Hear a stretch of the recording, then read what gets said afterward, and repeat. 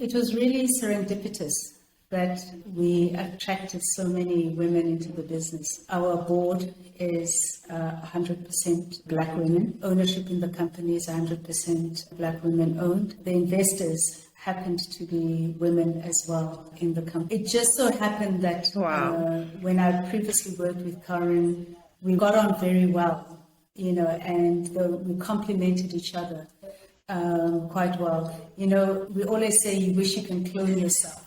This is the closest I could get to cloning myself. On the marketing side and other areas of the company is that, the service providers that have been most responsive to us have been service providers of women-owned businesses. And so even, in terms of looking for other resources to bring into the company, our discussions with other women, very professional, very good services and support just happen to be women. But I think what's exciting for me is that the dynamics in the company are very healthy. And I think that is part because of our style in the company and promoting openness, encouraging people to contribute, encouraging people to come up with ideas, and that anyone within Smart Biotech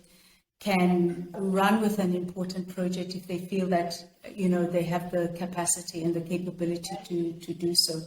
And so I value the contributions of the team and their support in assisting me to drive the business, so to speak. I just feel that I get 110% more from women. I'm not going to say what the other comparative is, but I'll leave it at that.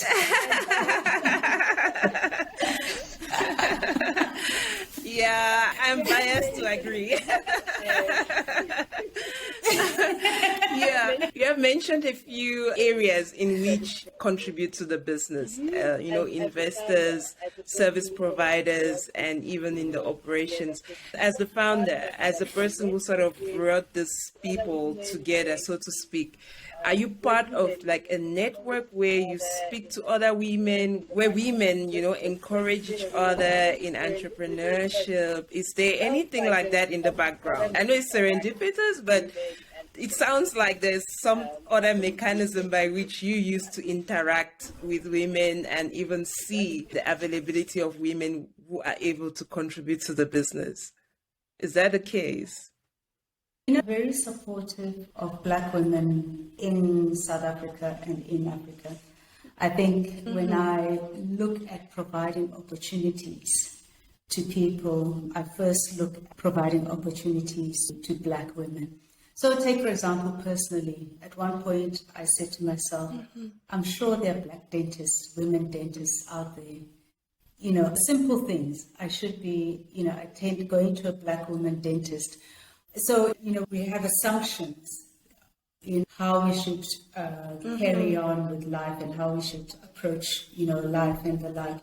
But I make it intentional that it's important that I support women first and foremost, and then anyone else comes second, so to speak.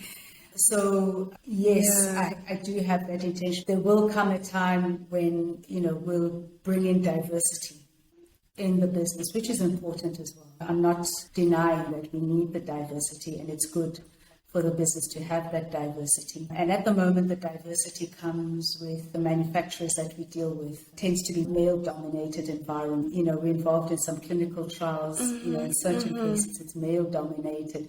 So it's just to give women a space in the industry, which, if you're not paying attention to these things, we can be sort of like submerged in the process. So it's giving women the opportunity to also demonstrate what they can do. I'm very much amazed by your intention and the way you carry it out. It reminds me, I'm not sure if I'm saying it verbatim, of a quote that I read somewhere. Something around the lines of not just supporting women, but insisting on women being in the place of opportunity. I see that what you're saying is very much practical application of that. So somebody who actually doesn't just say, yes, women should, advance, get opportunities, but you actually insist and you strategize around that. And like you said, it's not lost on anyone, why that matters.